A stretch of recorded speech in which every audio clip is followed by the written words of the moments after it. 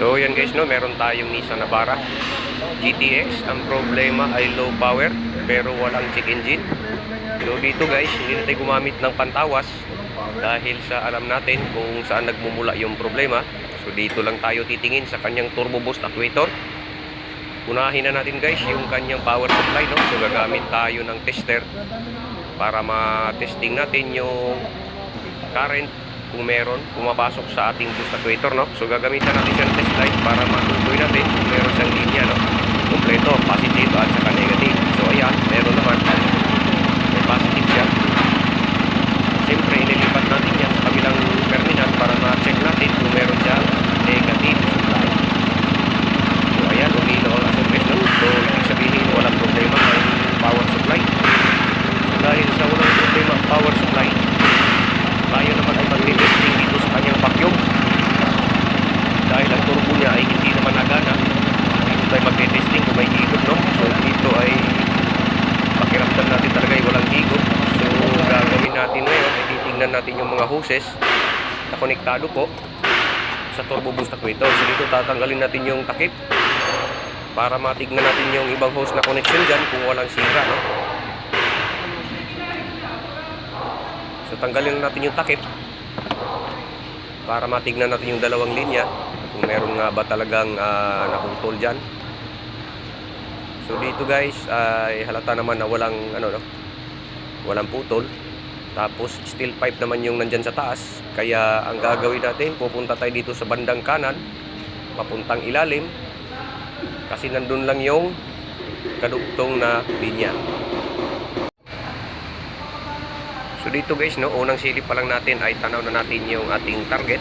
Problema nga lang ay hindi malinaw sa video dahil sa sobrang liit ng hose ay hindi nyo makikita yun, no? Pero dito guys, subukan natin ituro kung saan yung hose na yun. Try natin kung makita nyo, no? Pero yan, dyan lang yan katabi ng oil filter. Yan kasama niyang hose na yan. Ewan ko kung kita sa video, tingin ko parang hindi guys, no? Pero nandyan lang yung problema guys, no? Sa gilid ng hose na natatakpan kasi ng mga harness, kaya hindi kita sa video. Pero sa mga makaranas ng ganitong problema, no, tingnan nyo maigi dahil mas matalas ang paningin ng mata kaysa ating camera, no.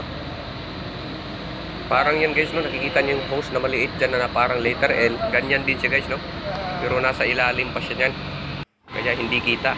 So ito na siya guys, no. Ayan, no, natanggal na natin yung naputol na hose. So gagawin natin ay papalitan natin siya ng hose naputol.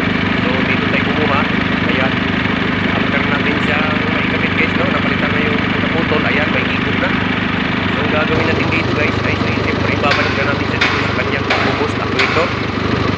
So dito ay ramdam natin na higop na yung actuator.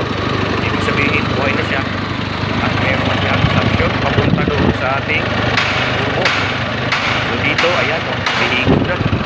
Kanina kasi guys ay wala talagang higop. So ngayon, tetestingin na natin siya, no? Huwag na natin patagalin pa dahil na short video lang ito, no? Dahil marami pa tayong gagawin. So puro shortcut lang muna ngayon guys. Importante, tinuro ko sa inyo kung saan yung problema nandun lang sa mga host na yun, no?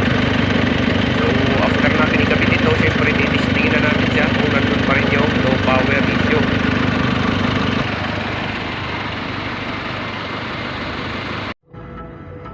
So dito guys, no, ayan, testing na natin. Ayun, umaabot na siya sa red line, no. So ibig sabihin wala na talagang low power. Ang kasunod dyan guys ay alam na, siyempre test drive na tayo, no. Nandito tayo ngayon sa Star Tollway, Tambo, Lipa City, Batangas, no. So patatakbuhin natin siya, susubukan natin siya kung nandun pa ba yung issue niyang low power. So carry works, pasok. So ayan guys, no, eto na, andito na tayo sa Star Tollway at titestingin na natin yung ating low power trouble, no, na walang gamit ng napantawas. Low power sa kanina guys, pero dahil sa kabisado natin ang sasakyang ito, kaya hindi na tayo gumamit ng pantawas, no. Siyempreng pang tester lang, siyempreng patusok-tusok lang, no. So ito na guys, uuwing happy si customer nito. So hanggang dito na lang guys, no. Sana may matutunan kayo sa ating munting video. So hanggang sa susunod po, maraming salamat po sa inyong panonood.